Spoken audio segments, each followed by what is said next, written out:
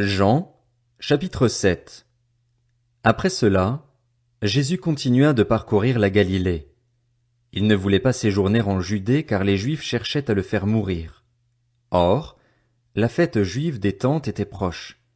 Ses frères lui dirent, « Pars d'ici et va en Judée afin que tes disciples voient aussi ce que tu fais.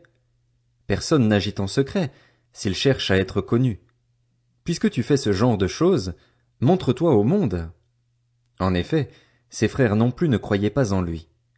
Jésus leur dit, « Le moment n'est pas encore venu pour moi, tandis que pour vous, c'est toujours le bon moment. Le monde ne peut pas vous détester, tandis que moi, il me déteste parce que je témoigne à son sujet que sa manière d'agir est mauvaise.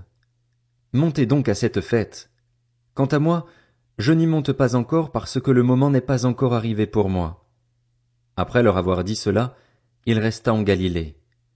Lorsque ses frères furent montés à la fête, il y monta aussi lui-même, non pas en se montrant, mais comme en secret. Les Juifs le cherchaient pendant la fête et disaient, « Où est-il » Dans la foule, on murmurait beaucoup à son sujet. Les uns disaient, « C'est un homme bien ».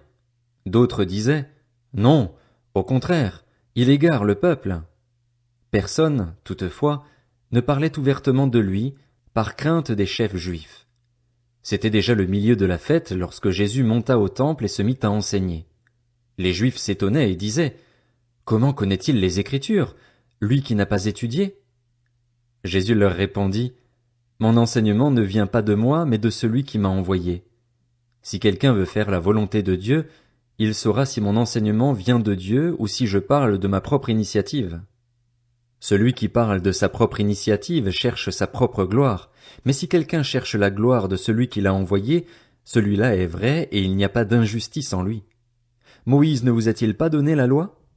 Or, aucun de vous ne la met en pratique. Pourquoi cherchez-vous à me faire mourir? » La foule répondit, « Tu as un démon. Qui cherche à te faire mourir? » Jésus leur répondit, « Pour une seule œuvre que j'ai faite, vous êtes tous étonnés. Moïse vous a donné la circoncision, qui ne vient du reste pas de lui, mais des patriarches, et vous circoncisez un homme le jour du sabbat. Si pour respecter la loi de Moïse un homme reçoit la circoncision le jour du sabbat, pourquoi vous irritez-vous contre moi parce que j'ai guéri un homme tout entier le jour du sabbat? Ne jugez pas d'après l'apparence, mais portez un jugement juste. » Quelques habitants de Jérusalem disaient, « N'est-ce pas celui qu'il cherche à faire mourir? Le voici qui parle librement et ils ne lui disent rien. Est-ce que les chefs auraient vraiment reconnu qu'il est le Messie?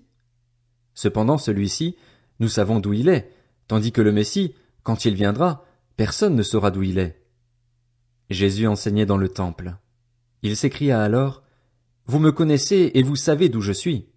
Pourtant je ne suis pas venu de moi-même. Au contraire, celui qui m'a envoyé est vrai et vous ne le connaissez pas. Pour ma part, je le connais, car je viens d'auprès de lui et c'est lui qui m'a envoyé. » Il cherchait donc à l'arrêter, mais personne ne mit la main sur lui parce que son heure n'était pas encore venue. Beaucoup parmi la foule crurent en lui, et ils disaient, « Le Messie, quand il viendra, fera-t-il plus de signes miraculeux que n'en a fait celui-ci » Les pharisiens entendirent la foule murmurer ces propos à son sujet. Alors les chefs des prêtres et les pharisiens envoyèrent des gardes pour l'arrêter. Jésus dit, « Je suis encore avec vous pour un peu de temps, puis je m'en vais vers celui qui m'a envoyé. Vous me chercherez et vous ne me trouverez pas, et là où je serai, vous ne pouvez pas venir. » Les Juifs se dirent alors entre eux, « Où ira-t-il, pour que nous ne le trouvions pas? Ira-t-il chez ceux qui sont dispersés dans le reste du monde et enseignera-t-il les non-juifs? Que signifie cette parole qu'il a dite? Vous me chercherez et vous ne me trouverez pas, et là où je serai, vous ne pouvez pas venir. » Le dernier jour, le grand jour de la fête, Jésus, debout, s'écria, « Si quelqu'un a soif, qu'il vienne à moi et qu'il boive. Celui qui croit en moi, des fleuves d'eau vive couleront de lui, comme l'a dit l'Écriture. » Il dit cela à propos de l'Esprit que devaient recevoir ceux qui croiraient en lui. En effet, l'Esprit Saint n'avait pas encore été donné parce que Jésus n'avait pas encore été élevé dans sa gloire. Après avoir entendu ces paroles, beaucoup dans la foule disaient, « Celui-ci est vraiment le prophète. » D'autres disaient, « C'est le Messie. » Mais d'autres disaient, « Est-ce bien de la Galilée que doit venir le Messie?